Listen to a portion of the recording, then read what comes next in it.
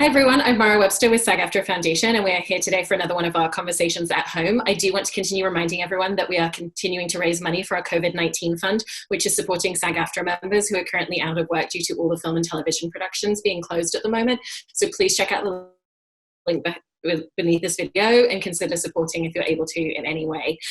Today, I'm so thrilled. We're joined by the wonderful Essie Davis, who's in the new film True History of the Kelly Gang, which premiered at Toronto and is now coming out via video on demand, as many movies are these days. How's that been, switching from theatrical plans to an online release for the film and figuring out how to support it, because you're actually in Tasmania, Australia right now? Yeah. It's been quite confronting. I mean, this is such a strange and sad and scary kind of time. And although the creation of this film was so passionate and incredible and made especially for the big screen, it's an epic landscape and visually amazing, and it's a real film that I'm incredibly proud of. I am very glad that at least people can get to digitally download it when in a time where people are perhaps crying out for a bit of entertainment, those of us who can access entertainment, and that at least. Yeah, I hope that it offers that too. And, you know, when I was watching it, it definitely did that for me. I wanted to ask you a little bit about kind of the genesis, and obviously it's based off the Peter Carey book. And then, you know, you're taking history and something that's, you know, even taught in schools in Australia that people are very familiar with, but kind of how far you felt like you could push the creative freedom of the story, and particularly with your character, given how intertwined it is in culture. Yes, it's an interesting one. So Ned Kelly is a real outlaw in Australia. He was a bushranger in the late 1800s who was notorious mostly because he had this incredible armour that became this iconic symbol of him. He had a gang, and he was hung at of 25, so he was really a very young man who was involved in a siege towards the end of his life, where he shot something like 47 times in this armour and survived to be hung 3 months later. He has been kind of procured by Australia as a piece of Australiana, really, I guess. In primary schools, we grew up learning about the bushrangers, and they were obviously the teacher's favourite part of history, because they were kind of like, oh, now we get to talk about the bad guys. And, you know, we were also quite aware as well that the colonisation of Australia was certainly done in a brutal manner, and that the lawmakers weren't necessarily as innocent as or as the lawbreakers were, perhaps sometimes. That there was definitely a very blurry line between moral goodness and who was on the right side of the law. Yeah. So then this being has sort of become a piece of Australiana, like Uluru, Esrock, the Sydney Harbour Bridge, the Sydney Opera House, a kangaroo. Now you can get Ned Kelly beer, Ned Kelly cider, Ned Kelly welding, Ned Kelly like his helmet and his iconography sort of stand up like a piece of graphic art for any cause that simply means Australian. And for some people, it means all kinds of things. So it's got a very, very divided history, I guess. And then Peter Carey wrote this incredible Booker Prize-winning novel, True History of the Kelly Gang, which is really about a man taking his story back into his own hands and going, hang on a minute, you can all rewrite my history, but this is, I'm a young man, I'm a soon to be father. And he in real life, Ned Kelly wrote a big letter, 36-page letter called the Jerilderie letter, where he was trying to be heard. His side of the story was he was trying to tell his side of the story, because there were so many alternate claims about what he'd done and who he was. And, he brazenly said, yes, I'm a horse thief, but I wasn't there. I didn't shoot him. And if I had have, I would have done it a hell of a lot better. About the injustice and inequality of his treatment. And so much history has been written about him and his mother and his family and his gang, and in fact, even though our film, Kelly Gang, starts with the statement, nothing you're about to see is true, nearly all of it has factual, much of it is factual.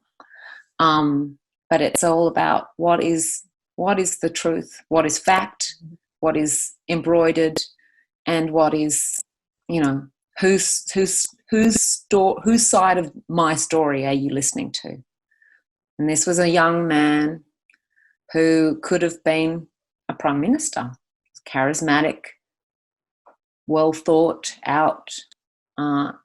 He did rescue a young rich boy from drowning when he was a young boy. He was awarded a sash, a embroidered sash, saying thank you for your heroicism and your bravery.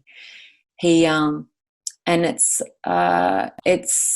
what Peter Carey has done is really taken Ned's story back to his own perspective, and sort of talks about all the influences in his life and how much he aspired to be good, kind, decent, and how manipulated he is essentially by not only the police and the constabulary, but by his own parents and mother and his own history of being an Irishman fighting the English,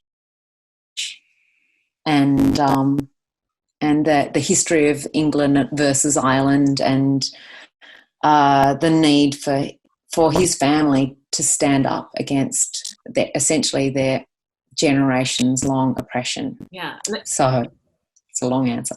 No, it's wonderful.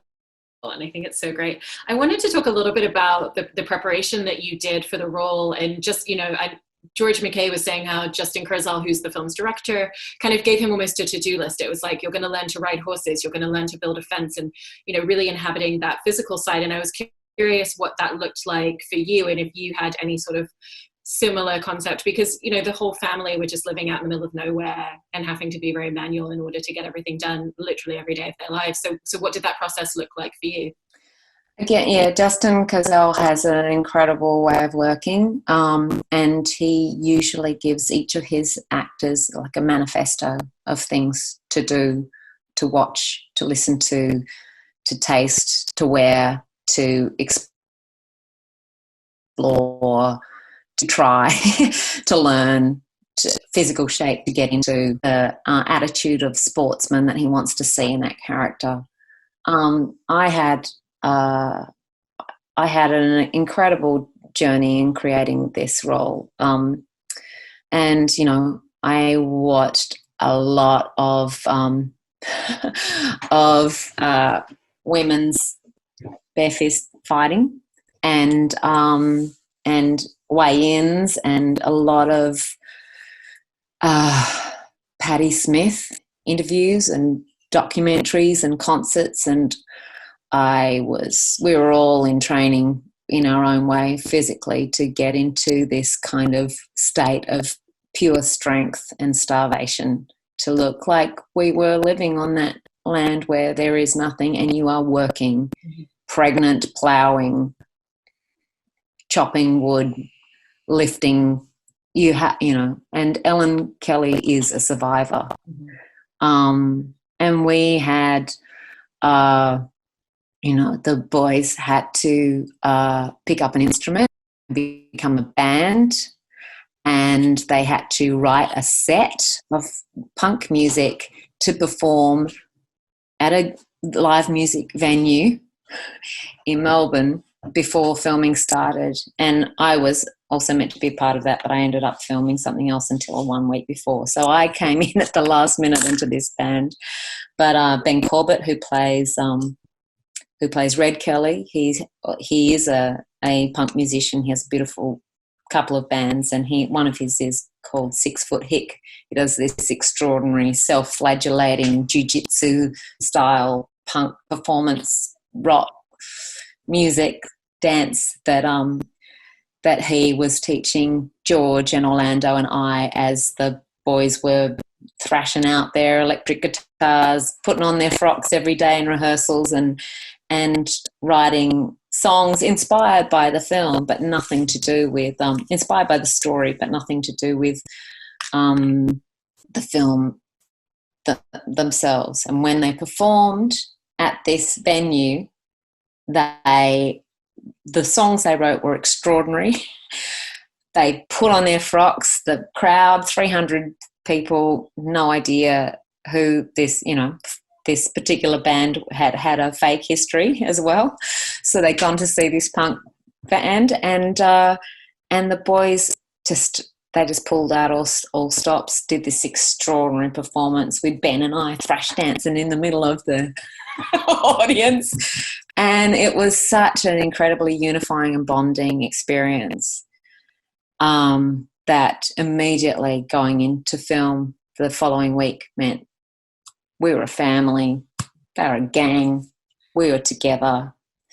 And before that, because it's a massively epic film, period film with a huge cast, and it had a lot of budget issues to start with. So we were going to film it months and months earlier, and George came out to spend time learning how to chop wood and ride horses and live with us. And he and I would go bushwalking, and then the film got delayed, and so he went on big surfing trips with Sean, who plays his best friend in the film. And that whole kind of connection of us meeting and living together and being together over quite a long period of time before the film really unified us in a way that I think is palpable on camera, and made the process of making the film so profoundly intimate and special and privileged. And Alice Babbage's costumes and everyone, the entire crew that were on the ground with us, we all felt like we were part of something incredibly privileged and special, and like a uniting, bonding thing that was so deeply magical, even though it was brutal. I had cracked ribs on day 2, and we're in sleet and snow, and poor George is naked and without a skerrick of fat on him, hollering into the wind on a blizzard, where the safety guy ends up pulling us off the top of the mountain saying, "No, you can't film anymore today." And we're going, "We've got to get it done." It was, I think I had a cracked rib on day 3 holding Earl and George apart in a brawl, and the next day I think Marlon Williams had to throw me on the ground several times, and then Nicholas Holt had to throw me against a wall a few times, and then I had to drag Orlando off a horse and throw him around. It was quite physically painful, but profoundly beautiful in the preparation and the making of it. The journey of making it is something that I'm feel so lucky to have experienced and been a part of. One of the greatest filmmaking experiences of my life, I would have to say. That's so beautiful to hear you describe making it that way. I was also curious a little bit about just that process of melding everyone's different working styles together as actors, because Ben, who you mentioned before, was a musician, and this was his first time acting in a movie. You have Orlando Schwert, who's the young actor playing the young Ned Kelly, and, you know, George McKay's coming into it from a different perspective, and just how you all kind of worked to align your different processes and styles with each other once you were on set shooting. Well, I think that was Justin's job, really. He does make everyone feel both safe and vulnerable. So, you know, and I do too. It's also my job to make sure everyone feels completely at ease with working with me. That is part of my job and process. And even if I'm meant to be incredibly intimidating, sometimes I'll stay intimidating. if I believe that that's going to help, if I believe that's going to help the other actor do a better job, then maybe I'll stay a bit intimidating because Ellen Kelly is quite a mercurial and like a cut snake kind of. You just don't know what you're going to get with her. But there is, you know, and there'll be times where, you know, every actor you work with has a different process, and that's a director's dilemma and another actor's dilemma, and, you know, each person requires some extra help depending on where they are at, and you just have to be generous and patient and try everything you can to bring out what you need from that actor. Yeah. Also, in terms of creating things, it feels like with your character, you know, there's obvious parts to her personality in the way that I'm sure you imagined her based on the script, just purely from the place that she lives, the circumstances that she's in. But I was curious kind of how much you wanted to develop that time in between. Even in the film, we see her, you know, when Ned's a young boy, and then there's that time jump, and there's all that time and experience in between, and how much her behaviors were based on the situation as to where she is now, and how much was a byproduct of the way that she'd grown up, who her family were, and experiences that she'd had before. I think you're going to have to repeat that question because I'm not quite sure what the question is. Yeah, no worries. I mean, essentially just, you know, this character very much feels like a byproduct of the place that she is, the society that she's living in, the type of life that she's living. And I was curious about the way that you thought about her backstory and her history, and how that would have determined certain aspects of her personality, whether it was, you know, experiences that she'd had in her childhood, who her family were, the way that she'd grown up as a kid, and even just the time that we don't see on screen in between when Ned's a young boy and an adult. Well, I mean, there is so much in both in Peter Carey's novel and in Ellen Kelly's actual history, but also in the knowledge that she is a survivor, and because the man who she loves passionately has basically lost his manhood, has had it sucked out of him by not only his guilt and of the crimes that he has committed, but the time that he has spent in jail, and the brutality that he has experienced from the constabulary, and the fact that that the law keep on coming back and pecking away and nagging it and not letting the Kellys alone. That kind of constant attack of you're the bad guys, coming and picking on them, and you know, they were constantly arrested and constantly brought in for questioning about things that they didn't do, and the fact that Ellen has to step up and go, well, my husband's lost his mojo, and I am forced into a situation where I have to run a shebang, make some money, making alcohol, but also I have to do sexual favours just to keep the wolf from the door. If they can buy us week without being harassed, or a week without going to haul us in over the coals yet again, then Ellen's in this very compromised position. She's a survivor, and she becomes this really strong matriarch, but she knows who's helping themselves to bits of her and bits of her family. And she has this kind of massively proud strength, but also deeply vulnerable desire that her children will not leave her. She'll teach them how to survive, but then they're going to protect her too, as she has protected them. And she doesn't want her children to grow up to become like those who are treating her family so badly. So, you know, the opportunity for Ned to suddenly go to boarding school is like, what?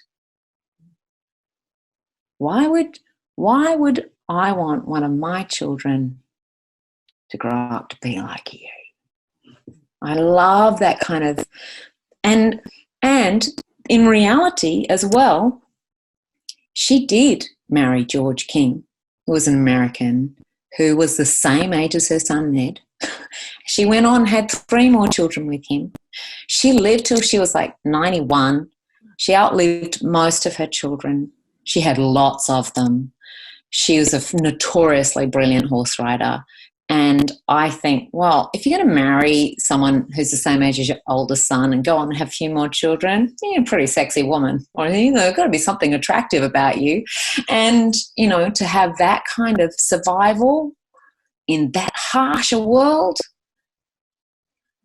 like there's a lot that you can learn about just someone just from knowing a few facts about them, or a lot you can assume about them. And she wasn't someone who's easy to know from the book or even from the script. And it was really a lot of discussion with Justin about what he wanted her to be in terms of the dynamic between what he needed her to be for Ned and what he wanted this film essentially to be about their relationship, and about the fact that everything he did, eventually he did it for his mother. And her kind of, she's very sensual. It's not an Oedipal relationship, although perhaps from Ned's point of view, she is the woman of his dreams. But from his mother's point of view, it's like, I love you, you are mine, but I'm gonna shag this beautiful young American, and I'm gonna, I'll sell you for $15 because I need the money, and you're gonna be made a man out of it. It's like, it's what a mother would do. Any mother would do that for her son.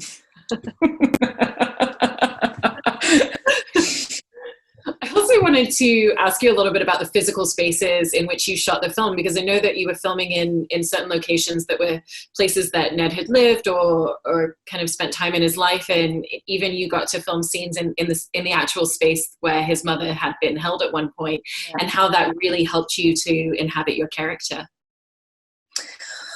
Well, we were very fortunate to be given permission to film in Winton Wetlands by the Aboriginal community that own that property, and it's an amazing place. The wetlands, all the trees are drowned, and it's very close to Kelly land, where where Glenrowan and all of every street and lane is named Kelly Lane or Dan's Alley, or I don't know, something or other hill. Like, all of the whole area is Kelly country. It's very famous for a famous group of people who lived and worked there. Harry Powell and all of that area. We were very near that in the Winton Wetlands, where the trees are all drowned. and it is a vast landscape, and it's prone to floods, and which it did flood while we were there. And there is nothing there except white sulphur-crested cockatoos, which are just swarms of them in the trees, and they're all going this kind of crazy, harsh Australian kind of sound. And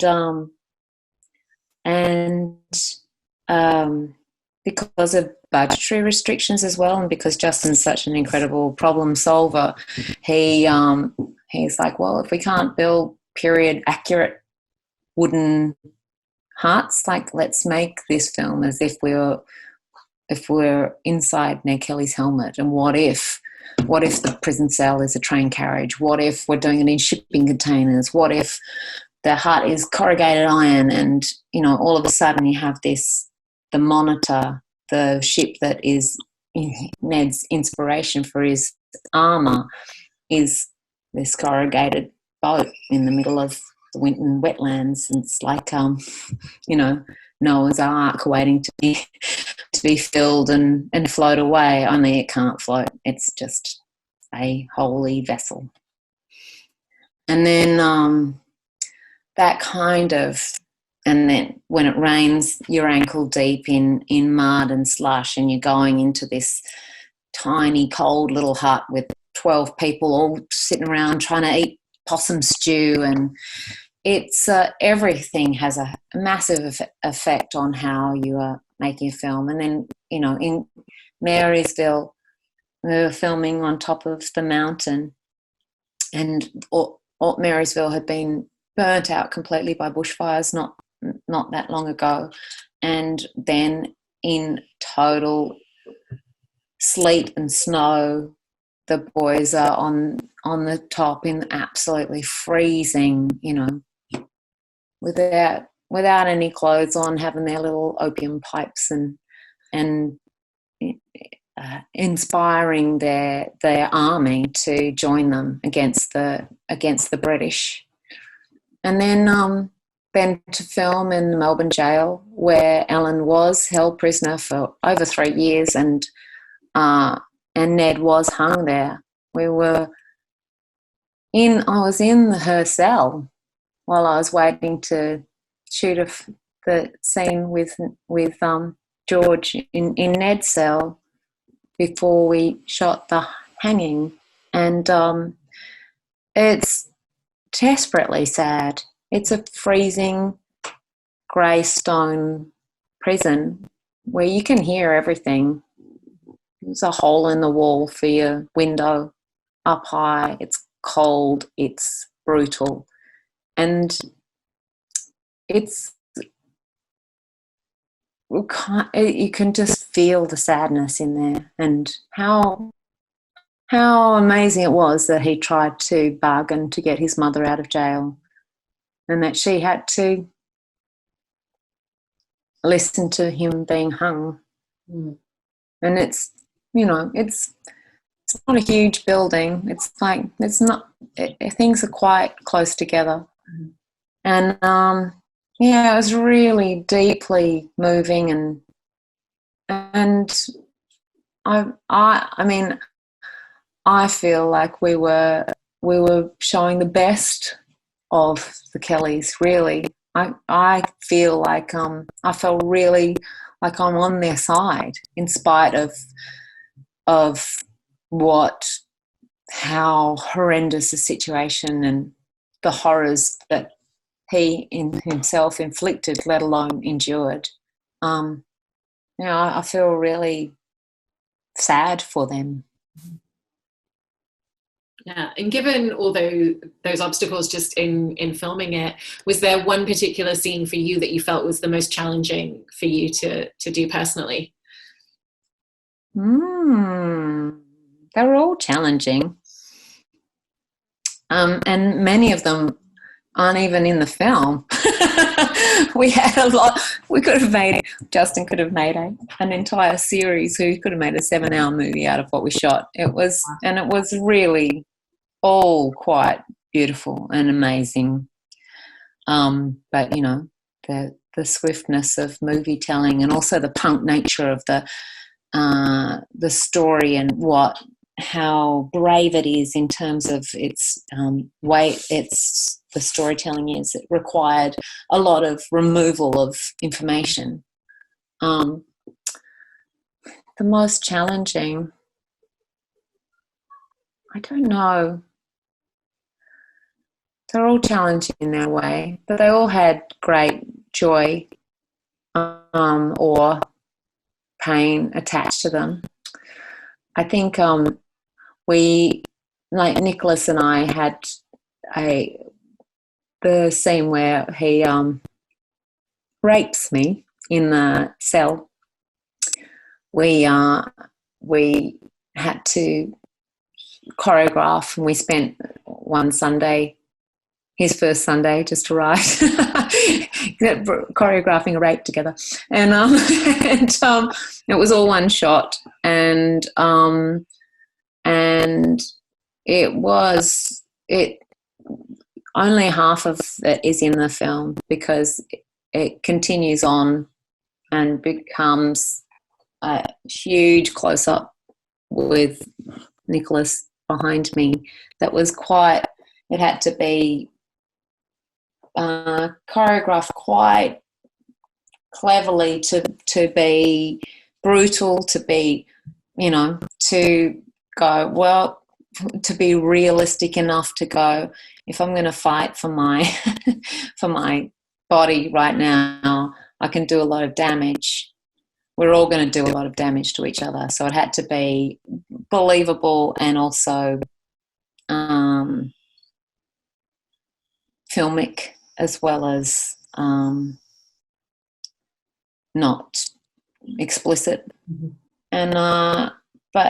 And then I had just broken my rib, so it was like, even rehearsing it was like, I'm going to jump on you now. Oh my God, okay, up against the wall. I mean, that was quite hard, but also he's a beautiful actor, and, you know, we're all kind to each other. And yeah, it's just hard getting up off the floor every time you get thrown down on it.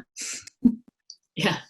Well, it sounds like it was a really incredible experience making the film, and it's such a wonderful watch. And I hope that there is a way that people can see it on the big screen at some point down the line. But for everyone watching, it comes out on IFC on video on demand in the US, April 24th. So I hope that people will watch it. And thank you so much, Essie, for taking time to talk to us. I hope I haven't done too many spoilers here. No. So it's actually a really beautiful film. It's quite funny.